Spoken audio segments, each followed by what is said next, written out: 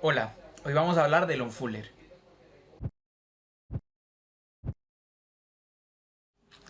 Lon Fuller fue un abogado y profesor de Oxford interesado por el derecho y la sociología.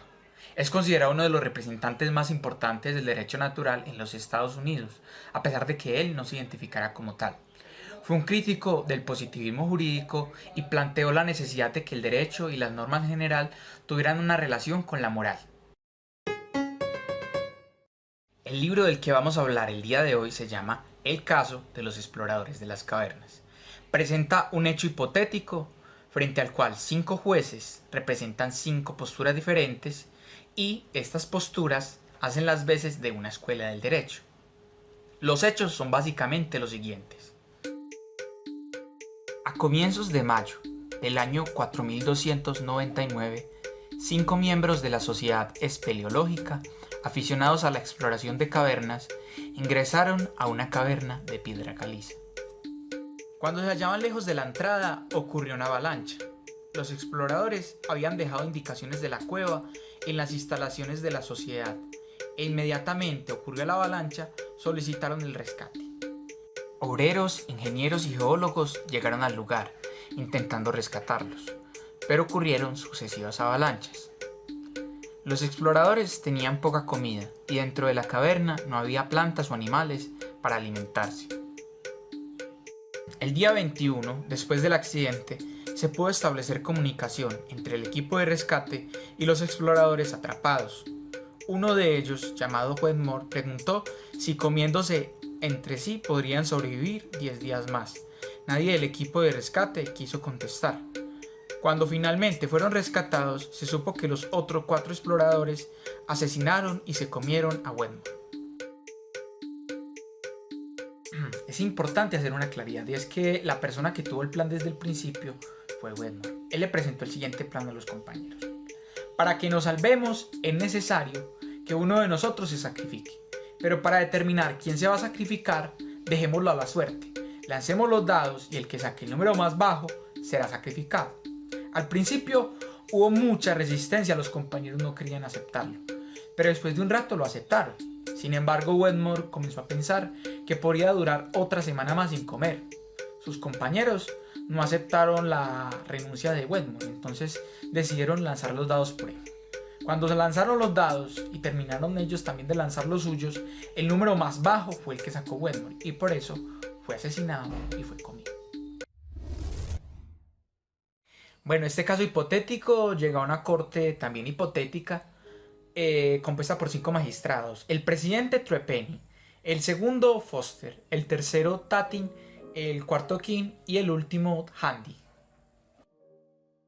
Trepenny, el presidente de la corte, básicamente dice que ellos son culpables porque la norma del Estado establece que la persona que mate a otra es culpable de homicidio, sin excepciones.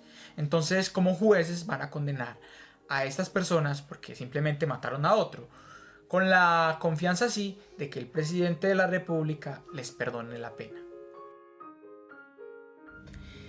Foster, por el contrario, considera que ellos son inocentes, que no cometieron ningún homicidio, porque al estar en esa situación difícil, donde no tenían acceso a la sociedad civil, pues no lo regían las normas de la sociedad civil, no lo regían las normas que estableció el gobierno, las normas que dicen que matar a otro es un homicidio, sino que lo regían las normas que ellos allá en su estado de naturaleza establecieron en un contrato, y el contrato fue que quien lanzara los dados y sacara el menor número sería asesinado y comido por sus compañeros, entonces no se cometió ningún homicidio.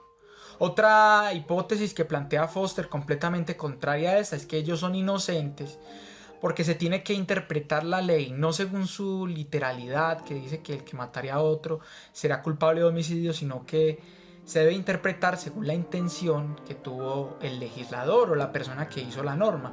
Y la intención del legislador no era castigar personas que estuvieran en situaciones dramáticas, sino personas que estuvieran en una situación corriente.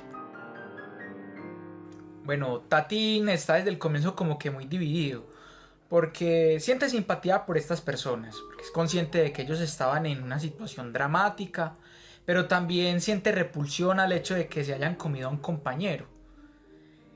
critica mucho a Foster porque Foster había dicho que ellos estaban en un estado de naturaleza. Y si es verdad que ellos estaban en un estado de naturaleza, pues lo cierto es que ellos son jueces, pero son jueces del estado civil, no del estado de naturaleza. Luego no pueden juzgar a una persona que estuviera en el estado de naturaleza. Comienza a citar como diferentes sentencias o pronunciamientos del mismo tribunal que son contradictorios. Entonces, por último, termina diciendo que él va a salvar el voto, que no va a votar ni que son inocentes ni que son culpables. El juez King ya representa una visión positivista. Él comienza haciendo dos aclaraciones. La primera de ellas es que a ellos como jueces no les corresponde decir si el presidente debe o no debe conmutar o perdonar la pena. Eso es labor del presidente y ellos como jueces no se pueden meter ahí. Y la segunda cuestión es que el derecho es una cosa diferente a la moral. O sea que pueden existir decisiones que sean ajustadas a la legalidad sin que necesariamente sean justas. Ellos como jueces solo tienen que verificar que alguien haya privado a otro intencionalmente de su vida, lo que ocurrió en este caso. Por tanto, los acusados son culpables. Handy menciona que conoce de buena fuente que el presidente no está dispuesto a perdonarles la pena a los acusados en caso de que sean declarados culpables, ¿cierto? Y menciona que los hombres son gobernados por hombres y que los hombres son bien gobernados cuando sus gobernantes entienden sus necesidades y tratan de solucionarlas, y que son mal gobernados cuando sus gobernantes o no entienden sus necesidades o entendiéndolas no tratan de solucionarlas, y que el juez es uno de los funcionarios que normalmente se aleja de las necesidades del pueblo y que eso no debería ser así. Por tanto, él considera que esos hombres son inocentes porque la mayoría del pueblo siente que ellos son inocentes. Bueno, si llegaron hasta por acá, el chisme completo termina en que hay un empate. Hay un empate entre dos magistrados que votan que es culpable y dos magistrados que votan que es inocente, y uno de los magistrados no quiso votar por ninguna de las dos opciones. Como hubo un empate, se da un desempate por el voto que tuvo el presidente de la corte, que en este caso es Truepenny. Y Truepenny votó que eran culpables, por tanto son declarados culpables. El final de la historia es que ellos son condenados a muerte, el presidente no les conmuta la pena y mueren.